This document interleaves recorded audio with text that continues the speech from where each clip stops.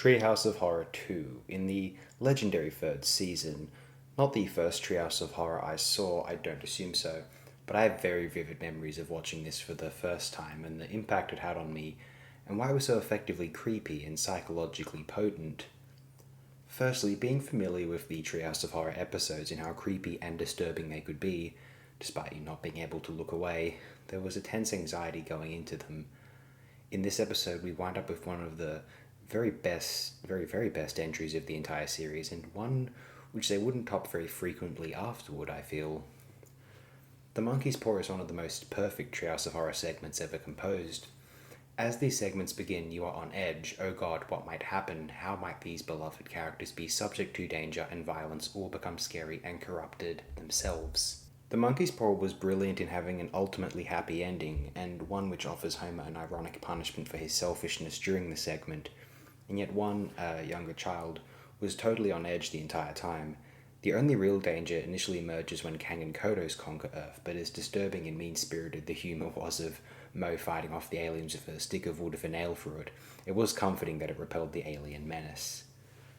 The Monkey's Paw was a genius culmination of The Simpsons' foibles, their impact in the real world, and how it could solely employ humour to distill potent existentialism. I incredibly admire how disturbing, chilling, and yet generally bloodless or free of overall despair The Monkey's Paw is as a segment. As a child, it was one of the more comforting but still creepy Treehouse of Horror segments.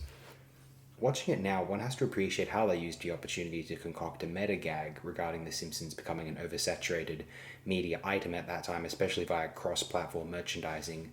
The Simpsons Go Calypso has to be one of the funniest, slight deep cut jokes on the entire show.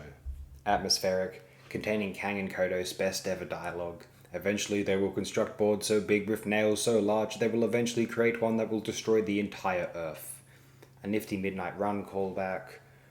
Midnight Express, Midnight Run, Jesus Christ. Callback full of humour without resorting to despair and maintaining a thoroughly creepy tone all throughout.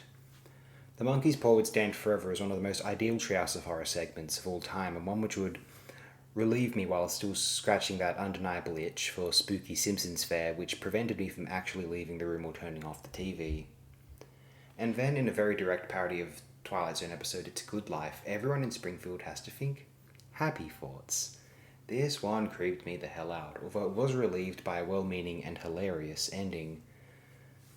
The thought of Bart Simpson being omnipotent and demanding everyone think one thing at all times, that was so chilling and perturbing. Of course I wasn't aware of the Twilight Zone episode until I would go on the internet some years later, but it was such a terrifying scenario and a way of really driving hard home the point that Bart was a unique menace, even for a naughty younger boy, and that whilst it would be scary for any kid to have that power, Bart having that power is very distinctly horrifying, and it took the typical misbehaviour or trouble associated with Bart, or what some of us kids enjoyed about him, and thoroughly extended it on a metaphysical scale, and all of a sudden, even kids of his age watching him who otherwise enjoyed his antics, found him to be completely petrifying. However, the sheer terror and despair of the episode was tempered by a more calming ending. Homer, horrifyingly turned into a jack-in-the-box, bonds with Bart. Bart seems to become nicer, turns Homer back to normal, and the source of why this entire segment would at all be a nightmare for Bart, Homer pecks him lightly on the cheek. A very thoroughly impressive act of TOH, the Bart Zone is very fondly remembered, or perhaps not, recalled as a creepy memory by a large sum of a generation. Chilling yet totally hilarious stuff. If I only had a brain, there was something extremely atmospheric about this one. Never became totally viscerally scary, though highly disturbing when Burns was removing Homer's brain. But the robot having characteristics of Homer and foiling Burns' sadistic plan was extremely comforting. That's the thing that was so brilliant about Treehouse of Horror 2 in particular as a young person. It was always tense, always creepy, but never nightmarish as such. Well, it was actually the conclusion to the segment/the episode which was so disturbing, especially the notion that it would continue as such and the characters would be okay or accepting of it. I was partly creeped out that the next episode would feature Burns on Homer's neck.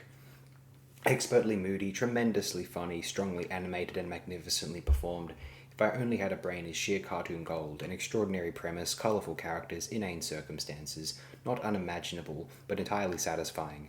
Just placing these certain characters in a Frankenstein context.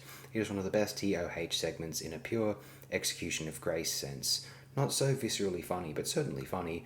but so perfectly manicured with large imagery and iconic conviction that it rises near to the top of TOH segments in the show's history.